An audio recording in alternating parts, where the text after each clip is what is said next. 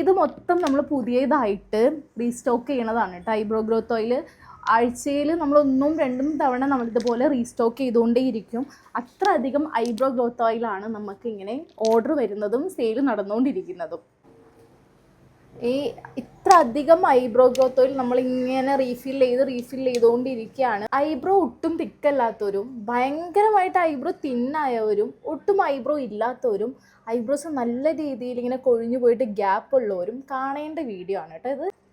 ഇത്ര ചെറിയൊരു ബോട്ടിലായിട്ടാണ് നമ്മൾ ഐബ്രോ ഗ്രോത്ത് ഓയിൽ കൊടുക്കുന്നത്. ഇത് യൂസ് ചെയ്യാൻ ഭയങ്കര ഈസിയാണ്, കണ്ടില്ലേ. ഇത് ജസ്റ്റ് നമ്മളിങ്ങനെ റോൾ ഓൺ ചെയ്യാണ് വേണ്ടത്. കണ്ടോ, ഇത് ഇങ്ങനെ റോൾ ഓൺ ചെയ്യുമ്പോൾ കണ്ടോ കയ്യിലേക്ക് വരുന്നത് കണ്ടോ.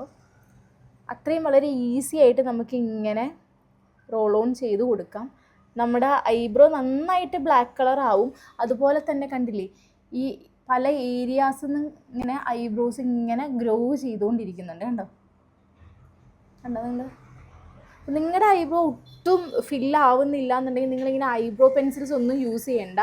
ഈ ഒരൊറ്റ ബോട്ടിൽ യൂസ് ചെയ്താൽ മതി. ഈ ഒരൊറ്റ ബോട്ടിൽ തന്നെ നിങ്ങൾക്ക് നല്ല റിസൾട്ട് ഉണ്ടാവും. ഇനിയിപ്പോൾ നിങ്ങളുടെ പ്രശ്നം ഈ ഐബ്രോസ് ഇല്ലാത്തതും കൊഴിയുന്നതാണെങ്കിൽ ആ പ്രശ്നം കൊണ്ട് മറന്നേക്ക് വേഗം തന്നെ ഈ പ്രോഡക്റ്റ് ഓർഡർ ചെയ്തോളൂ കേട്ടോ. ഇത് കണ്ടോ, ഞാൻ എത്ര ഫില്ല് ചെയ്താലും മതിയാവാതെ അത്ര അധികമാണ് നമ്മൾ റീസ്റ്റോക്ക് ചെയ്യുന്നത് ഐബ്രോ ഗ്രോത്ത് ഓയിൽ. കണ്ടോ, ഇത് ലാബിലിംഗ് ഒന്നും കഴിഞ്ഞിട്ടില്ല കേട്ടോ, പുതിയൊരു സ്റ്റോക്ക് വന്നതാണ്. കണ്ടോ എൻ്റെ ഐബ്രോ നോക്ക് നിങ്ങൾ, എത്ര തിക്കായിട്ടാണ് വളർന്നുകൊണ്ടിരിക്കുന്നത്. അതുപോലെ തന്നെ നല്ല ബ്ലാക്ക് കളറും ഉണ്ട്. ഇവിടെ വെക്കട്ടെ.